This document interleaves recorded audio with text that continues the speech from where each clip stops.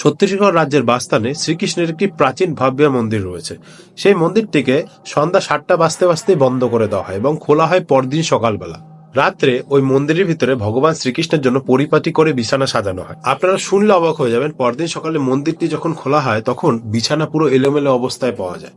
মান্যতাই আছে কি ভগবান শ্রীকৃষ্ণ ওখানে এসে রাত্রে শয়ন করে। তো এক বিদেশি পর্যটক রাত্রে কারোর কথা না শুনে এই দৃশ্যটি দেখার চেষ্টা করে এবং সে প্রচন্ড ভয় পেয়ে যায়, এবং সকালে যখন সে ভয় পাবার কারণ সবাইকে বলার চেষ্টা করে, সে আর বলতে পারে না এবং ধীরে ধীরে তার চোখের জ্যোতিও কমে যায়। এই পর্যটকটিকে আপনারা এখনো ওই মন্দিরের সামনে বসে থাকতে দেখতে পাবেন। ভাবুন, সে দেখলো বলে তার জ্যোতি চলে গেল এবং যখন বলতে চাইলো তার কণ্ঠস্বর চলে গেল। এমন অনেক কিছুই আছে যা ব্যাখ্যার বাইরে, বিশ্বাস এবং অবিশ্বাসের ভিতের উপরে দাঁড়িয়ে রয়েছে। আপনারা যদি বিশ্বাস করে থাকেন তাহলে কমেন্টে হরে কৃষ্ণ লিখতে ভুলবেন না।